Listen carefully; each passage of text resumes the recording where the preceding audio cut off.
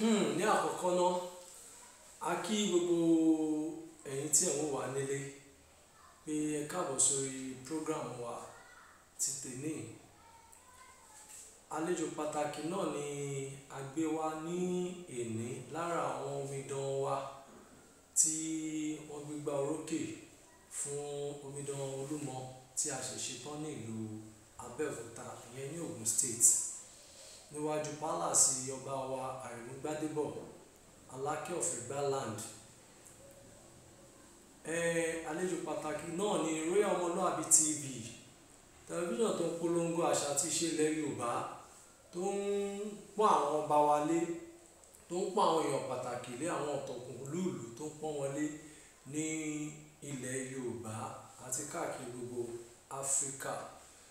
Ní àkọ́kọ́, a kí bàbá wa Ìbà Gani Adams, Ààrẹ Onakakanfo gbogbo ilẹ̀ Yorùbá fún iṣẹ́ takuntakun tí wọ́n ń ṣe, torí àwọn náà ni olùdásílẹ̀ platform tó ń produce àwọn queen, àwọn omidan wa fún gbogbo ayé. Bàbá wa náà ni olùdásílẹ̀ platform yẹn tí a ń pè ní Olókun Festival Foundation.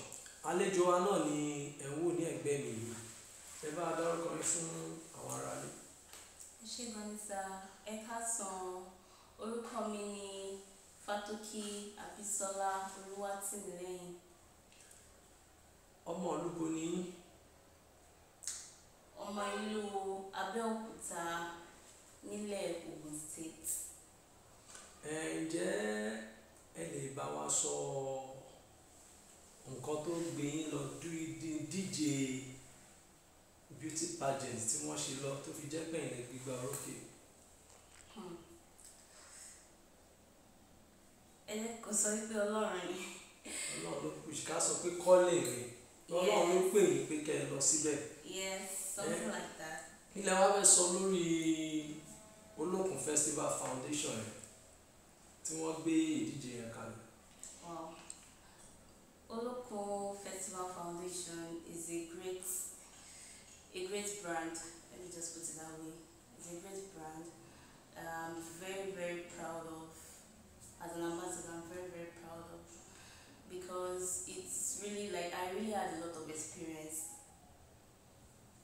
during my contest. I really had a lot of experience, a lot of teachings that I didn't even know about, but I'm grateful to God that brought me this far.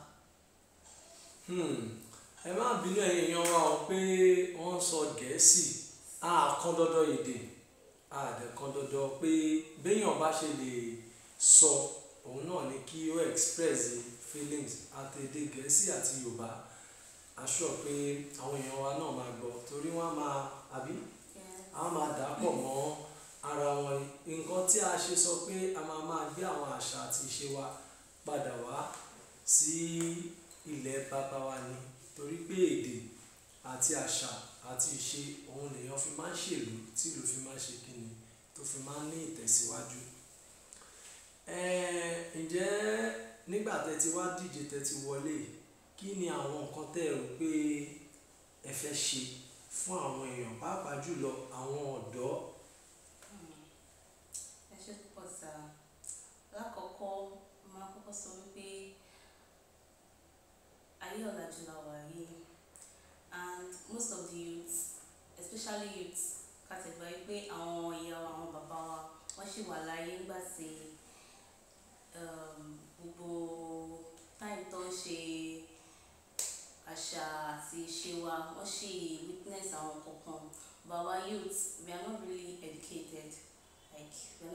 We just follow the trend of globalization. But I believe I can restore that mindset. I can restore that connection through different activities. I can promote and project our culture to other youths and also coming generations, which will definitely be of help to us as Yoruba together. Thank you. So, kí ni nǹkan tẹ́ lè bá wa sọ lórí pé because Miss Olumo ni wọ́n pè yín, ǹjẹ́ kí tiẹ̀ ní túmọ̀ Olumo, kí ni Olumo, báwo lẹ ṣe lè sọ nípa Olumo fún àwọn èèyàn wa? Okay, fáwọn tó mọ̀ Olumo ní èdè Gẹ̀ẹ́sì, ó jẹ́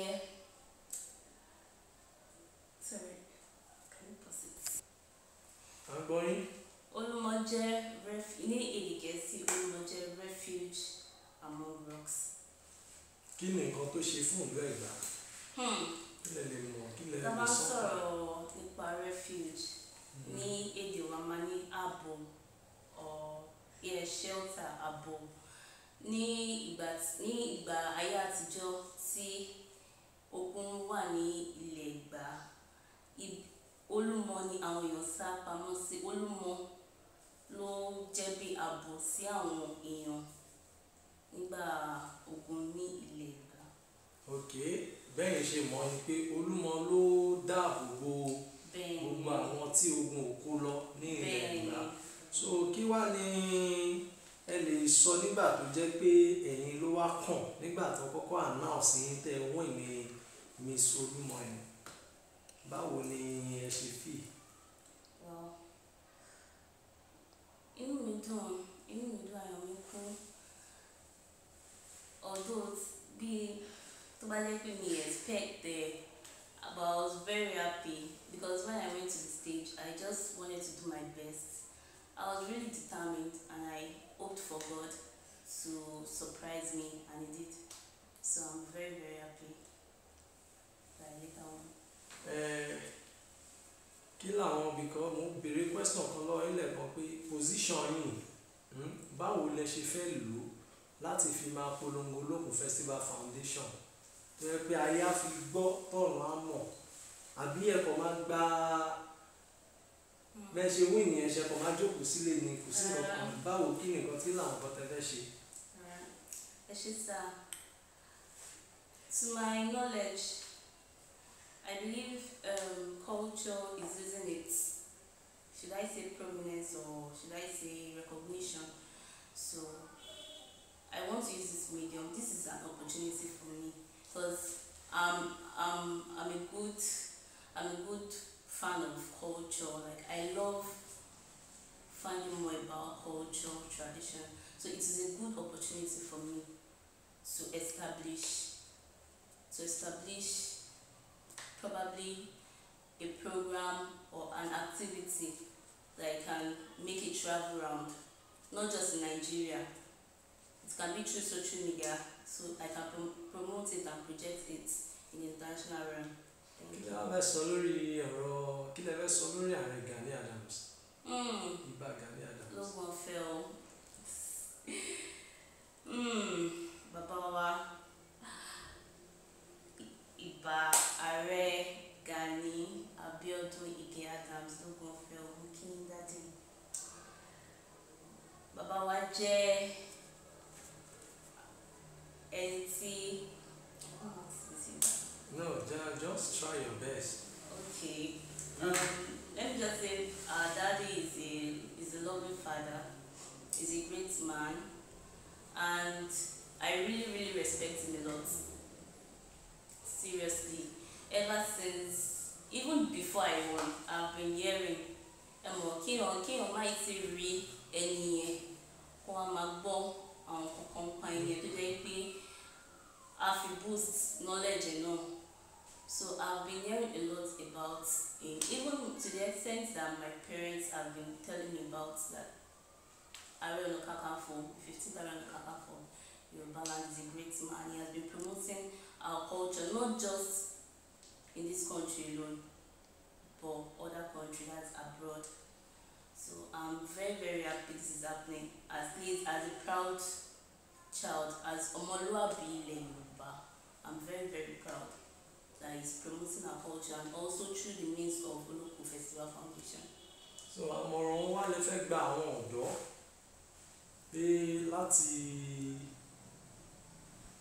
focus lórí nǹkan tí wọ́n bá ń ṣe ní inú ayé, because mo mọ̀ pé náà máa go through a lot kẹ́ tó win ní contest yìí. So àmọ̀ràn wo lè fẹ́ gba àwọn ọ̀dọ́ wa gẹ́gẹ́ bí ipò tí ẹ̀yin náà ṣẹ̀ bọ́ sínsìn? Okay. First of all, mo ní gbogbo tí èèyàn bá fẹ́ ṣe láyé yìí, ó kọ́kọ́ bá Ọlọ́run sọ̀rọ̀. Because I remember my first contest was in 2019, and it was not like I just wanted to go. Like Like someone called me to it, and since then, like I developed interest in pageantry. But despite the fact that I failed, I still kept on telling God that I'll go for this, at least till I win a particular crown. And in amidst my journey, I was very, very, like, should I say, I was very, very happy. Even if I didn't win, I was very, very happy. I was gaining one or two things. I had connection with one or two people, not even more than two people, that assisted me in different ways. Is it through education? Is it through life experience? Èmi tí mi mọ̀ kọ́kọ́ tẹ́lẹ̀, like tí mi jà mọ́ pé mo ní knowledge ayé or something, like different things that I don't know of, but thank God for that. And today, at least I can write my story that it is a success. A kí gbogbo ẹ̀yin tí ẹ̀ ń wà nílé, ó ti ń lọ ní ráńpẹ́ náà nìyẹn bẹ́ẹ̀ yẹn, because ọ̀pọ̀lọpọ̀ ló máa ń sọ pé ẹgbẹ́ tí Ààrẹ Gani Adams tí wọ́n ń darí, ìyẹn ẹgbẹ́ Oòduà People's Congress, báyìí ni ẹgbẹ́ náà ló ń jẹ́ kí àwọn ọ̀dọ́ wa, àwọn youth wa lórílẹ̀‐èdè Nàìjíríà kí wọ́n kàn máa ní hope tó ń polongo wọn, tó ń jẹ́ kí gbogbo àwọn ọgbọ́n ìmọ̀ àti òye tọ́lọ́run jogún fún wọn, ẹgbẹ́ náà ló ń jẹ́ kí wọ́n showcase ní ìta fún ọ̀pọ̀lọpọ̀ àwọn èèyàn. Ara àwọn iṣẹ́ tí ẹgbẹ́ náà ṣe òun náà ni ẹ̀rí tí à ń sọ̀rọ̀ nípa ẹ̀. A dúpẹ́ lọ́wọ́ omidan wa pé wọ́n wá láti bá wa sọ ọ̀rọ̀ àti àwọn nǹkan tí wọ́n achieve lórí ọ̀rọ̀ beauty pageant yìí. And a dẹ̀ gbà ládùúrà pé bí ẹ ṣe win ní Miss Olumo, àsìkò tẹ́ win yìí á tu gbogbo ilẹ̀ Yorùbá lára, á dẹ̀ tu gbogbo àwọn ọmọ Ẹ̀gbá lára. So gẹ́gẹ́ bí ọmọ tó tún wá láti ìlú Abẹ́òkúta àbí tẹ́tú wá win, ìyẹn sọ pé ọmọ Olúmọ náà ni. So ká tó máa lọ, a máa fẹ́ kí ẹ kọ̀ sọ̀rọ̀ ní ráńpẹ́ fún àwọn èèyàn tó ń wà nílé ká tó máa lọ. Ẹ ṣé púpọ̀ sà.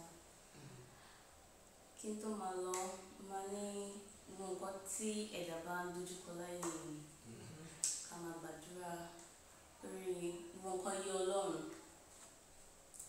Everything is always in God's hands, and I pray for us all that for we the parents, ẹ jọ̀ọ́, ẹ